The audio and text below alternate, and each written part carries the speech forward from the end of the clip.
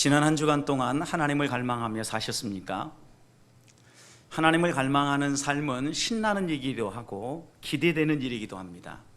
그런데 또 한편으로 하나님을 갈망하는 일은 힘든 일이기도 하고 때로는 우리를 절망하게도 합니다.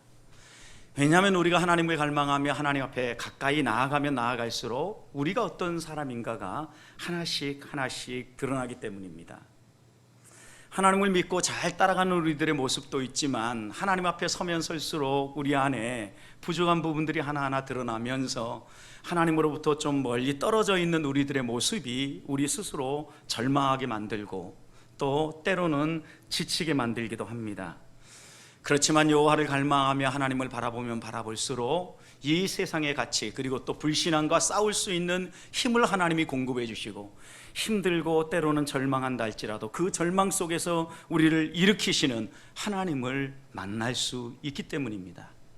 이 하나님의 은혜를 사모하고 이 하나님을 경험하면서 올 한 해 동안도 여러분 마음 가운데 여호와를 갈망하는 삶이 더 풍성하게 살아날 수 있기를 소망합니다. 하나님을 갈망하고 깨어 있으니까 하나님이 주시는 음성들을 좀 더 예민하게 들을 수 있습니다. 지난주 당회할 때 있었던 일입니다. 매해 우리 교회가 소속된 총회에 교회에 세례교인 의무 헌금을 납부하게 되어 있습니다. 우리 교회는 해년마다 9월이면 이 세례교인 헌금을 하곤 했습니다. 그런데 지난해는 재미있게도 우리 교회가 9월달 교회 이전을 하지 않았습니까?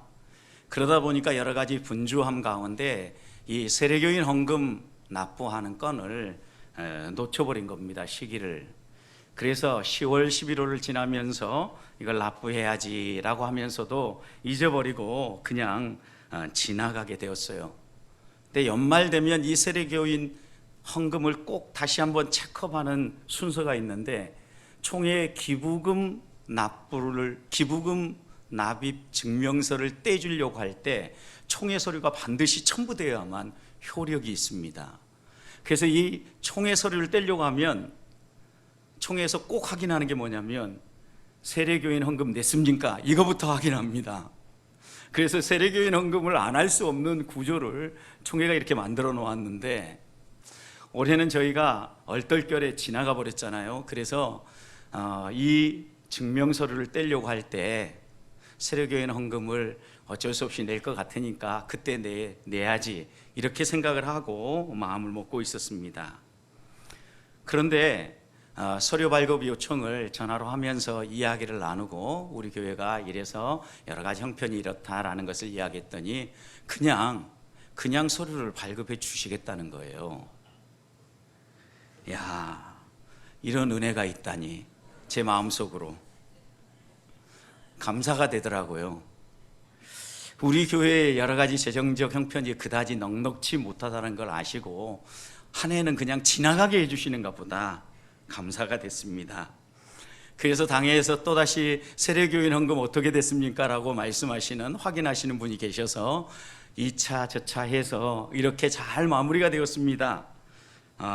오히려 우리에게 은혜가 임했습니다라는 의미로 제가 보고를 했습니다. 그런데 이렇게 회의를 진행하는데 한 분이 이 건이 마무리되면서 이렇게 얘기를 했습니다. 그거 떼먹은 것이네. 그냥 혼자 말일 수 있습니다. 그냥 지나갈 수 있는 말이었습니다. 그런데 얼른 듣고 보니까 제 마음에 상당히 이게 걸리더라고요. 불편했어요.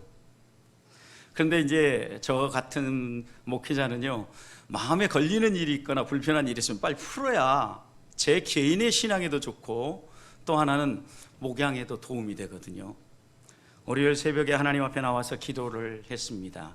하나님, 제 마음속에 있는 이 불편함은 내려놓고 하나님 앞에서 올 한 해 동안 여호와를 갈망하며 나아가는데 더 갈망하며 살 수 있도록 도와주시옵소서. 이런 기도를 마음을 모으고 드리고 있었습니다.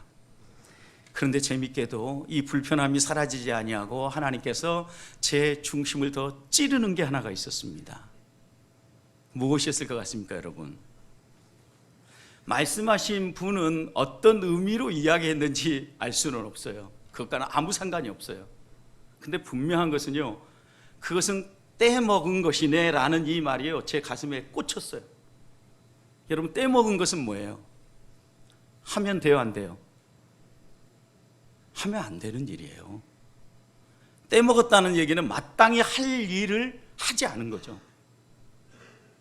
하나님이 저한테 이렇게 얘기하셨어요. 야, 명진아, 목사가 하나님 앞에서 똑바로 안 사니까 장로님들이 너한테 얘기하는 거야. 정신 차려야 돼. 회개했습니다.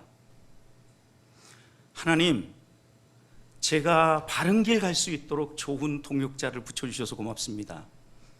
올해 세례교인 의무헌금 납부할 때 지난해 것까지 자진 납부하겠습니다. 기도는 그렇게 해야 되는 겁니다, 여러분. 하나님이 깨우쳐 주시는데 버틸 수가 없더라고요. 아, 맞아, 그거 떼먹은 것이 맞네.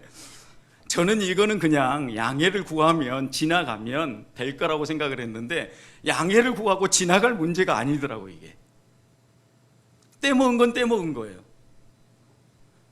우리가 하나님 앞에서 신앙생활하고 하나님을 갈망하고 믿음으로 산다는 의미는요, 이처럼 우리의 삶에 수많은 문제와 우리의 일상생활과 아주 밀접하게 연관되어 있어요. 어떻게 생각해 보면 우리가 한번 하나님께서 이런 은혜를 주시는구나 라고 지나쳐 버릴 수 있는 일들도 어떻게 생각해 보면 우리 주변에 있는 사람들을 통해서, 또 말씀을 통해서 하나님은 우리에게 부단히 말씀해 주시고, 믿음의 길이 무엇인가, 또 여호와를 갈망하는 길이 무엇인가를 하나씩 가르쳐주며 인도해 주신다는 겁니다. 그런 점에서 우리가 하나님의 음성을 들을 때마다 놓치지 말아야 될 것이 있다면, 그 주시는 음성에 제대로 된 반응을 하는 것입니다. 우리가 하나님이 주시는 말씀을 놓쳐버리면, 그리고 또 하나님이 주신 말씀을 자꾸 뒤로 하다 보면 내 욕심이 드러나고 내 생각이 앞장서게 되고 탐욕이 우리의 길을 막았을 때가 더 많다는 것입니다. 이번 주간은 특별히 우리 민족의 명절인 설날이 있지 않습니까? 이 설날 우리들이 여러 사람들을 만나고 교제를 할 때에도 하나님은 여러 사람들을 통해서 말씀하시기도 하고, 또 관계를 통하여서 우리에게 교훈하시기도 합니다. 그럴 때마다 우리들이 잊지 말아야 될 것은 내가 누구인가입니다. 내가 하나님의 백성으로 하나님의 음성을 들으며 여호와를 갈망하며 믿음의 길을 내걷고 있는가 돌아봐야 합니다. 설 명절 연휴 안에 돌아오는 주일이 있기 때문에 우리의 신앙이 흔들릴 수도 있습니다. 고향을 방문하신 분은 그래서 꼭 고향에서 예배 드리시라는 겁니다. 그리고 고향 방문을 하지 않으신 분들은 우리 주일 예배에 함께 참여해서 하나님 앞에서 예배를 꼭 드리자는 겁니다.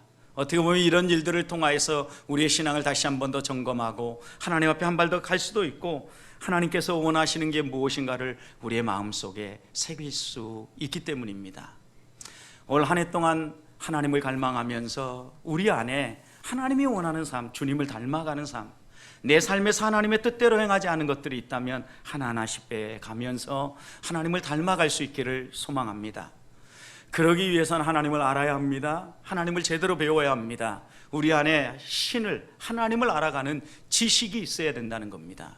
그런데 오늘 우리가 함께 읽고 있는 이 고린도전서의 말씀은 우상의 재물을 먹는 문제와 관련해서 하나님을 아는 지식과 함께 우리에게 또 하나 꼭 있어야 될 것이 있다라고 말합니다.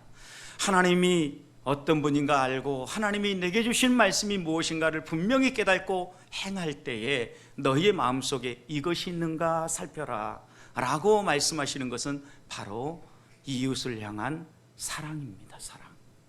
하나님을 향한 사랑, 이웃을 향한 사랑이 너희의 마음속에 정말 있는가 확인해보고 그 사랑의 근거에서 하나님의 말씀을 지켜 행해라, 이렇게 당부하는 거죠. 그러면 우리 이렇게 물어볼 수 있죠. 오늘 본문에서 사랑으로 행하는 삶은 어떤 삶입니까? 성도로서 건강하게 믿음으로 산다라고 얘기할 때, 하나님을 갈망하며 하나님을 닮아간다고 할 때 어떻게 사는 것이 사랑으로 행하는 삶입니까? 물을 수 있습니다. 그런데 오늘 7절 말씀을 보십시오. 그러나 이 지식은 모든 사람에게 있는 것이 아니다. 어떤 이들은 지금까지도 우상에 대한 습관이 있어서 우상의 제물로 알고 먹는 거로 그들의 양심도 약하여지고 또 그들의 양심도 더러워진다 라고 얘기하는 거죠. 여기에서 우리가 사랑으로 행할 때 꼭 잊지 말아야 될 것이 있다는 겁니다.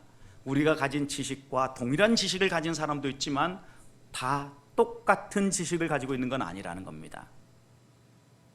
또 우리들의 양심이 어떤 사람은 강하고 든든한 믿음의 반석에 서 있는 사람도 있지만 어떤 사람은 좀 약하고 흔들리는 토대 위에 서 있는 사람도 있다는 것입니다. 사람들이 다 다르다는 것이죠, 여러분. 우리가 사랑을 따라 행할 때 가장 큰 실수 가운데 하나는 이웃을 나와 동일한 눈높이에 놓고 모든 것들을 생각하는 겁니다. 내가 알고 있는 것 저 사람도 똑같이 알고 있을 거야. 내가 가지고 있는 마음 저 사람도 똑같은 마음일 거야. 이렇게 생각을 하고 이야기를 하다 보니까 우리들은 우리 중심에서 우리 관점에서 모든 걸 이야기하고 말하는 것이죠. 그런데 오늘 7절 말씀에 분명히 이야기하는 것처럼 이렇게 우상의 제물이 아무것도 아니라는 이런 지식, 우상은 아무것도 아니고 세상에 아무것도 아니지만 이 우주 만물에 많은 신이 있고 많은 주가 있지만 그 모든 신들과 그 모든 주 위에 오직 유일하신 분은 하나님 한 분뿐이라는 이 지식을 모두가 다 가지고 있는 건 아니라는 겁니다. 그래서 이런 지식을 가지고 있지 않은 사람들은 때때로 우상의 제물을 먹으면서 그 양심이 약하여지기도 하고 더러워지기도 한다는 겁니다. 결국 우리들이 행할 때에 항상 그 행동의 중심에 기억할 것은 다 똑같지 않다라는 것을 마음에 새기면서 행하라는 것입니다. 여러분, 이사를 할 때도 사람들은요, 손 없는 날을 잡아서 이사하는 게 좋다라고 이야기를 합니다. 그래서 실제로 손 없는 날을 잡아서 많은 사람들이 이사를 하고 있지 않습니까? 그런데 손 있는 날, 손 없는 날 상관하지 아니하고 여러분, 우리가 이사를 했는데 어떤 어려움이 생겨 보십시오. 그러면 우리의 마음속에 어떤 생각이 듭니까? 아, 이건 내가 그거 무시하고 그냥 행동했더니 우리에게 이런 어려움이 생겼나? 이런 생각이 드십니까? 절대 그렇지 않습니다. 성도 여러분, 어떻게 보면 이런 일들을 통해서 사단은 우리를 해방하지만 손이 있는 날, 손 없는 날 아무런 의미가 없습니다, 여러분. 그것이 우리를 좌우하는 것이 아니고 우리의 삶을 주관하시는 하나님이 우리에게 하실 말씀이 있고 우리에게 뭔가 깨우치실 일이 있으면 우리의 삶에 찾아오셔서 말씀하기도 하고 또 이사하는 날 당일에 어떤 일들이 벌어지기도 하는 것입니다. 실제로 이사하는 날은 수많은 일들이 벌어질 가능성을 많이 가지고 있는 날이기도 합니다. 여러분 생각해 보십시오. 우리가 살던 집에서 옮겨가려고 할 때 옮겨갈 집의 상황도 살펴야 되고 여러 사람들의 손길이 협력되어지고 함께함으로 원만하게 이사를 갈 수 있는 거 아닙니까? 어느 하나라도 어긋나 보십시오. 그러면 일이 꼬이고 불편함이 생기기 마련이에요. 또 사람이 하는 일이다 보니 실수할 수도 있고 깨어질 수도 있고 불편함이 있을 수도 있는 거 아니겠습니까? 우리는 이렇게 자연스럽게 생각하기보다는 손 없는 날을 내가 선택하지 아니하고 그냥 이사를 하다 보니까 아마도 신이 노엽게 생각해서 내게 이런 어려움을 주는가 보다 그런 오해를 하는 것입니다. 사랑하는 성도 여러분, 이렇게 사람들마다 믿음이 있기도 하고 믿음이 없기도 하고 또 신앙이 돈독하기도 하고 성숙의 차이도 있기 때문에 똑같이 손 없는 날, 손 있는 날 생각하지 아니하고 이사했다가 어려움이 생기면 오히려 믿음의 형제자매들을 원망하고 불편함을 토로하는 믿음이 연약한 신자도 있을 수 있다는 것입니다. 그래서 여기들이 한 가지 생각해야 될 것은 어떤 일이든 우리가 다 알고 있다고 해도 우리가 알고 있는 그 지식을 따라 행하기보다는 사랑을 따라 행하라. 이웃이 나와 다름을 생각하면서 이웃을 배려하며 행동하라는 것입니다. 성도 여러분, 질문 하나 드려보겠습니다. 여러분, 가슴이 뛰어서 사랑을 했습니까? 사랑해서 가슴이 뛰었습니까? 하도 옛날 얘기여서 생각할 겨를도 없으십니까? 요즘은 가슴 뛸 일이 없으십니까? 가슴이라도 한번 뛰어봤으면 좋겠습니까? 한번 옛날로 돌아가서 생각을 해봅시다. 가슴이 뛰어서 사랑을 했는지, 사랑을 하니까 가슴이 막 뛰었는지. 사랑을 하니까 가슴이 뛰었다. 네. 많은 사람들이 보통 일반적으로 생각을 하면, 사랑을 하면 가슴이 뛰기 시작한다고 합니다. 그래서인지요, 재밌는 인간의 행동을 여러 가지 생활 양식 패턴에 따라서 어떤 선택을 하는지에 대해 쓴 스웨지라는 책이 있어요. 나온 지가 좀 됐었는데, 이 책에서요 실험을 했습니다. 아주 깊은 낭떠러지가 있는, 약 한 100여 미터 되는 낭떠러지가 있는 협곡 위에 흔들다리를 걸어놨습니다. 흔들다리. 여러분, 다리가 흔들흔들하고 있습니다. 여러분, 그런 다리 걸으면 어떨 것 같습니까? 긴장하죠. 좀 덜덜 떨리죠. 저는 굳이 그 다리를 건너야 될까 한번 고민하고 갈 것 같습니다. 그런데 이렇게 사람이 긴장을 하면요, 떨리면은요, 막 마음의 이 불안함과 함께 마음속에서 아드레날린이 분비된다고 합니다. 그런데 이 아드레날린이 분비되고 막 긴장되는 이것은요, 어떤 사람을 사랑했을 때 우리의 가슴이 막 뛰는 것과 동일한 반응이래요. 생리학적으로 화학 반응이 일어날 때 이 아드레날린이 분비되어지는 것은요, 이렇게 긴장해가지고 덜덜덜 떨 때나 어떤 사람에 대한 사랑이 생겨가지고 막 가슴이 뛸 때 똑같은 현상이라는 거예요. 그래서 실험을 해봤다라는 거예요. 이 흔들다리 위를 걸어가면서요, 어떤 두 남녀가 사랑을 고백하면요, 이 사랑은 거의 100% 이루어진답니다. 사랑의 감정이기 때문에. 그래서 이 저자는 이것을요, 두 가지 원리로 얘기를 했어요. 하나는 피그말리온 효과라고 이렇게 얘기를 했는데, 이것은요, 사람이 자꾸 바라보고 기대하고 이야기를 하면요, 기대한 대로 결과물이 나온다는 거예요. 그래서 어떤 사람들 칭찬을 계속 합니다. 잘했다 잘했다 칭찬하면 그 사람이 어떻게 되는 거예요? 계속 더 잘한다는 거예요. 이게 피그말리온 효과예요. 이런 효과가 하나가 있고, 또 하나는요, 이것을 설명하는데 두 가지 효과를 붙였는데, 하나는 카멜레온 효과예요. 또 하나는, 이런 카멜레온 효과는 보는 각도에 따라서 그 카멜레온이라는 동물이 다양한 색깔로 보이는 거죠. 그래서 우리는 야, 진짜 기가 막힌 색상을 가지고 있는, 온갖 조화를 다 부릴 수 있는 이런 동물이다 라고 이렇게 생각을 합니다. 그런데 여러분, 카멜레온은요, 피부에 두 개의 층이 있다고 그래요. 그런데 이 두 개의 층이, 피부의 두 층이요, 빛의 반사에 의해서 색깔이 다양하게 보이는 거라요. 그러니까 색상 자체가 다른 게 아니고, 피부에 두 층이 있어서 이 피부 운동을 하다 보면 색상이 이렇게도 보이고 저렇게도 보이고 다양한 조합이 빛의 반사에 의해서 보여진다는 거예요. 실제는 다양한 색을 가진 게 아니라는 이야기죠, 여러분. 이제 여러분 생각해 보십시오. 보통의 사람들은요, 사랑을 해서 가슴이 뜁니다. 그런데 때때로 사랑할 만한 환경을 만들어 가지고 그 환경 속에 어떤 사람을 들어가게 하면 그 사람은 사랑에 빠지게 된다는 거죠. 이 두 가지가 다 우리에게 존재한다라는 것을 우리가 생각한다면, 여러분, 우리가 다 마음속에 한 번 더 생각해야 될 것이 있어요. 어떤 사람은요, 사랑해서 가슴이 뛴 사람이 있어요. 또 어떤 사람은 사랑할 환경에 놓여가지고 가슴이 뛴 사람이 있다고요. 그런데 야, 나는 사랑해서 가슴이 뛰어서 이게 진짜 사랑인데, 너는 환경을 만들어가지고 가슴이 뛰어서 사랑을 했으니까 네 사랑은 가짜야. 나와 다르기 때문에 어떤 상대방의 사랑에 대해서 이걸 가짜라고 이야기하는 것은요, 이것은 잘못 표현하고 우리들이 상대방을 잘못 이해하는 것이라는 말이에요.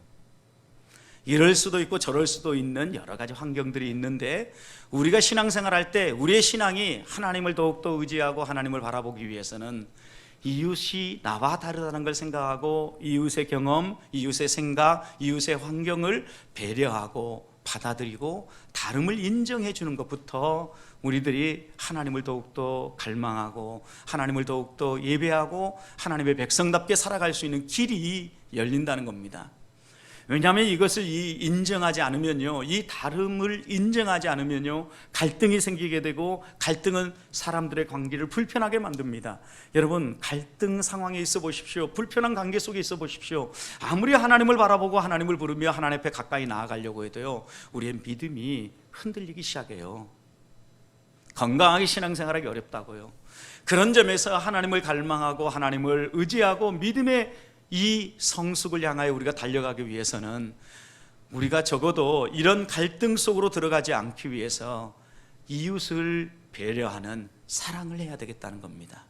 내 중심적 사랑, 내 기준과 내 생각을 가지고 평가하고 판단하는 이런 사랑이 아니라 다름을 인정하고 받아줌으로 정말 하나님을 갈망하고 올 한 해 동안 하나님을 더 닮아가는 우리 성도들이 될 수 있기를 주님의 이름으로 축복합니다.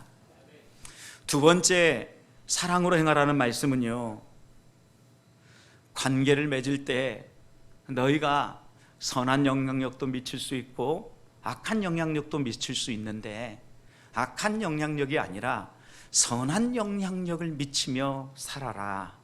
그렇게 사는 것이 사랑으로 행하는 것이다. 왜요? 사랑은 내 중심적으로 하는 게 아니라 상대방의 필요를 채워주는 것입니다.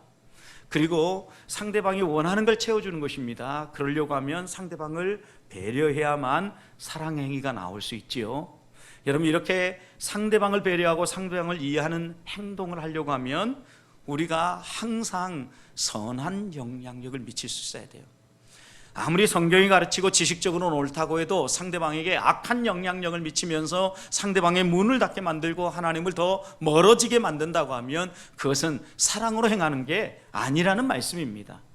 성경 말씀으로는 옳을 수 있습니다. 여러분, 그러나 적어도 바울이 오늘 본문에서 이야기하는 9절 말씀을 보십시오. 그런즉 너희 자유가 믿음이 약한 자에게 걸려 넘어지게 하는 것이 되지 않도록 어떻게 하라고요? 조심해라 그랬어요. 조심하라. 여러분, 적어도 이런 일들을 만나지 않도록 너희가 조심해야 된다. 선한 영향력을 미쳐야지 넘어지게 만들고 하나님으로부터 멀어지게 만들고 죄짓게 만드는 이런 일들을 하지 말아라 당부하고 있는 거죠. 여러분, 우리가 믿음이 강하다고 해서 나는 우상의 집에 앉아서 밥을 먹던, 우상에 바쳤던 그 고기를 사서 먹든 아무런 문제가 없다, 먹는 것은 나와 아무 상관이 없다 라고 생각을 하고 나는 먹을 수 있어요. 나의 신앙에는 아무런 영향력을 미치지 않습니다. 그런데 내가 우상의 집에 앉아서 먹는 걸 보고 믿음이 연약한 사람이 담력을 얻어서 따라서 행동을 하게 됩니다.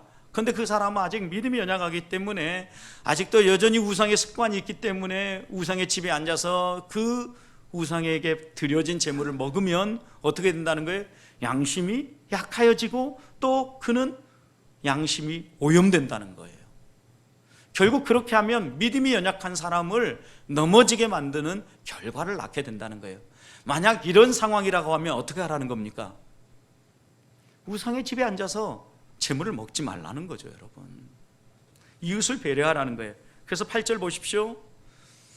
음식은 우리를 하나님 앞에서 내세우지 못하니 우리가 먹지 않는다고 해서 더 못 사는 것도 아니고 먹는다고 해서 더 잘 사는 것도 아니라는 거예요.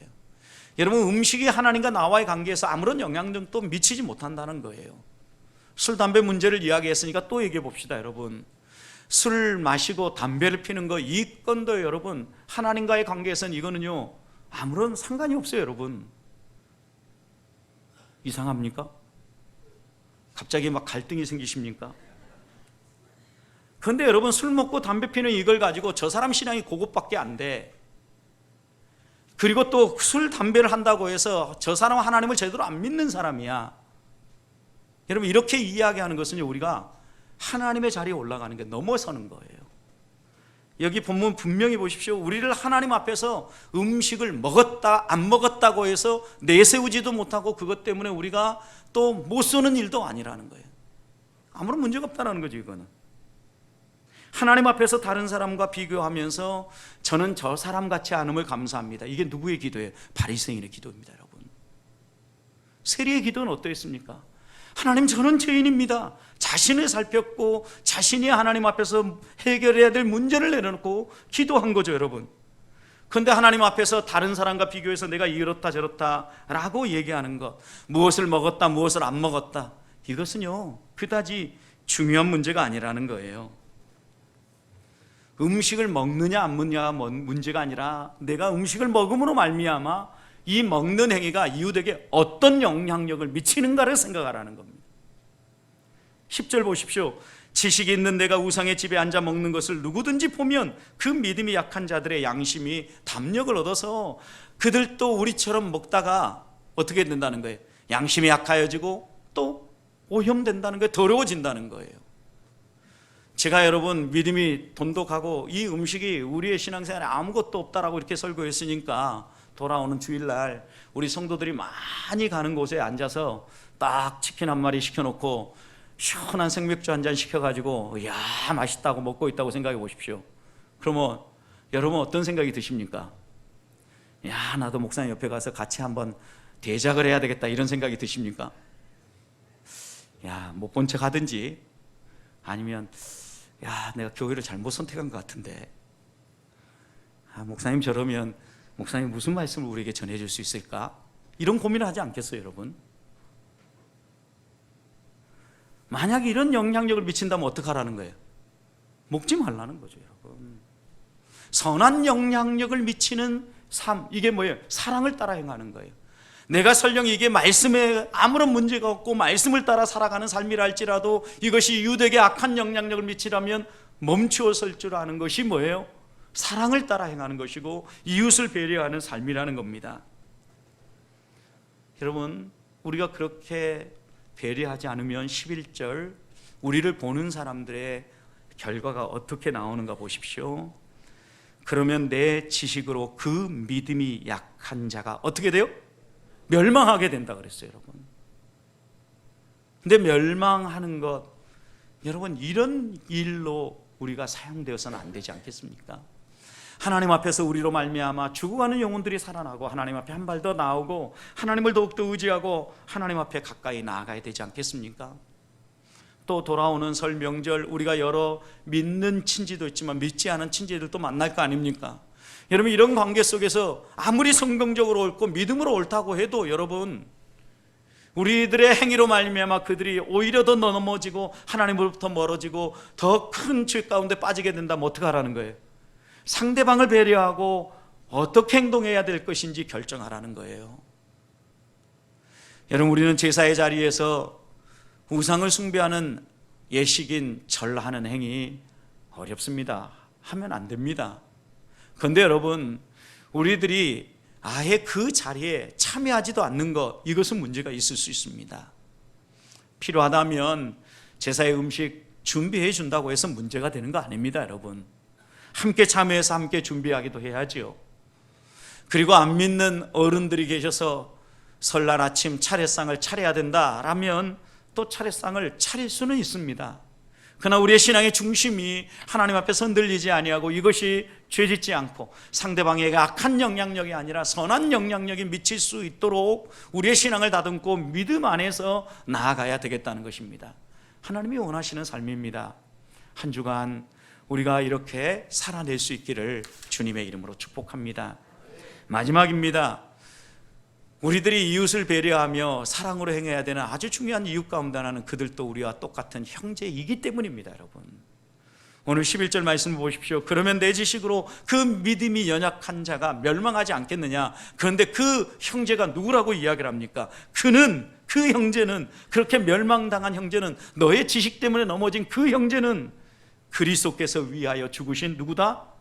형제다라고 얘기합니다. 예수 그리스도께서도 그를 위해서 죽은 형제다라고 이렇게 이야기를 하고 있습니다. 그러니까 어떻게 하라는 겁니까? 가족이 넘어지고 가족이 멸망하고 가족이 실패하지 아니하도록 가족을 배려하면서 형제를 배려하면서 행동하라는 거예요. 또 한 가지 이유가 더 있어요. 12절 보십시오.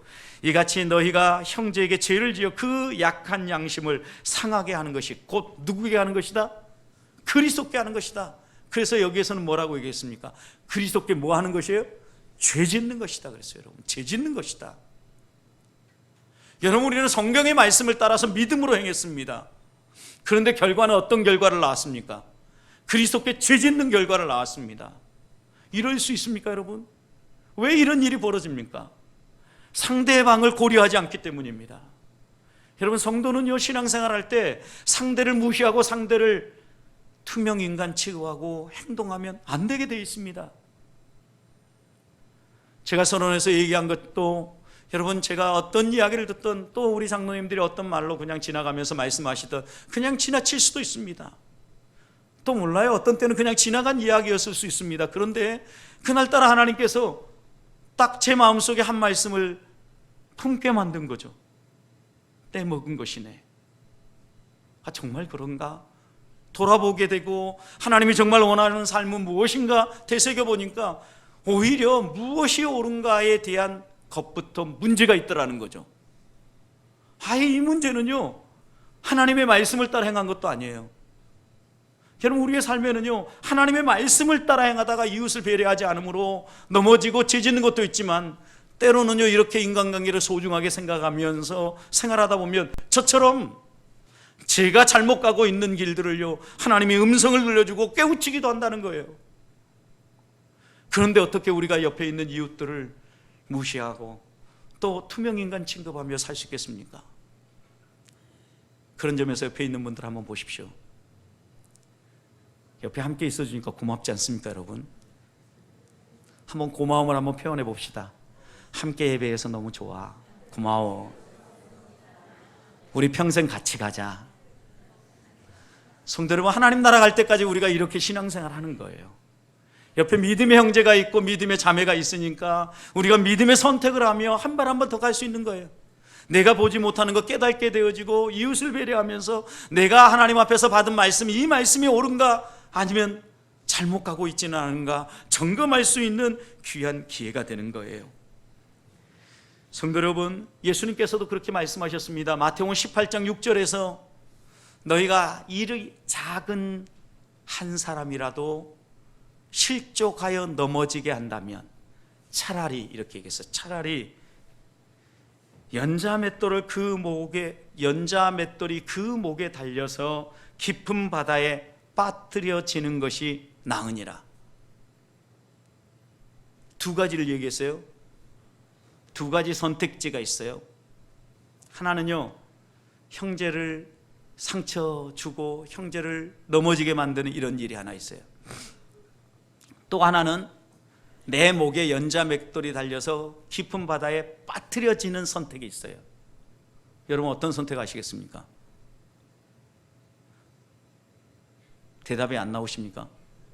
제가 대답해 드리겠습니다. 저는 제가 살아야죠.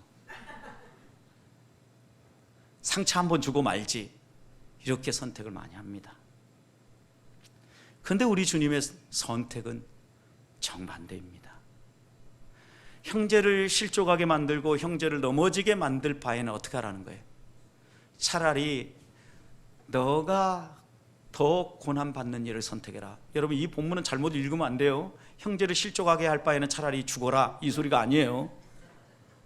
선택이 딱 두 가지가 있는 거예요. 형제를 실족하게 하는 일하고 어떤 사람이 내 목에 연자맷돌을 메어가지고 빠뜨리는 거예요. 당하고 있는 거예요, 내가. 이 본문이 혹시 이제 여러분들이 오해해가지고 이거 자살도 성경에 하라고 그러네. 성경을 잘못 읽는 거예요. 성경은요, 이게 수동태, 능동태부터 시작해서 정확하게 표현을 해요. 빠뜨려지는 거라 그랬어요. 그러니까 이 두 개의 선택이 있을 때 사람들은 일반적으로요, 내 목에 연자맷돌이 메어져 가지고 빠뜨려지는 거 선택하고 싶지 않아요. 누구나 다. 상대에게 상처 한번 주는 거, 이건 그냥 지나가는 건데 뭐 그럴 수도 있지, 이렇게 선택을 한단 말이에요. 근데 이 두 가지 선택 가운데 우리 주님은 분명히 이야기하는 거예요. 형제를 실족하게 만들고 형제를 넘어지게 만드는 것보다는 차라리 너가 빠뜨려지는 게 나았다. 우리 역사 속에 이런 예가 있어요, 없어요? 무진장 많습니다. 순교자들이 이런 선택을 한 겁니다, 여러분. 여러분, 이들이 예수 그리스도를 부인하고 하나님을 부인함으로 말미암아 생명을 보존할 수 있을지는 몰랐습니다. 그렇지만 그들은 자신의 생명을 보존하는 선택을 하지 아니하고 기꺼이 자기의 생명을 내어주지 않습니까? 형제들이 실족하지 않도록 믿음의 길을 걸어가는 선배들이 걸었던 것처럼 끝까지 그 믿음의 경주를 해내지 않습니까, 여러분? 바로 이걸 이야기하는 겁니다. 우리들은 언제부턴가 하나님 앞에서 하나님 부르시면 악을 굴짝 빈들이라도 따라가겠습니다 라고 고백을 하면서요, 우리 자신에게 조금만 손해가 주어져도 조금만 어려움이 다가도 견디지 못하지 않습니까? 오늘 마지막 13절을 보십시오. 그래서 바울은 이렇게 얘기합니다. 그러므로 만일 음식이 내 형제를 실족하게 한다면 나는 그 다음 뭐라고 그랬습니까? 영원히 고기를 먹지 않으리라. 그래서 형제를 실족하게 하는 일을 하지 않으리라. 이 고백이 우리의 고백이 될 수 있기를 소망합니다. 한 주간을 살아가고 이 명절 여러 친지들, 어른들, 또 후배들, 또 자녀들, 손주들 만날 때 여러분, 우리를 통하여서 선한 영향력이 흘러가고 이웃을 배려하며 하나님의 사랑이 심겨지고 무엇보다도 우리와 다름을 인정하면서 그들 안에 내가 가지고 있는 이 예수님의 복음, 이 생명이 자연스럽게 흘려 나아갈 수 있는 한 주간의 삶이 되시기를 주님의 이름으로 축복합니다.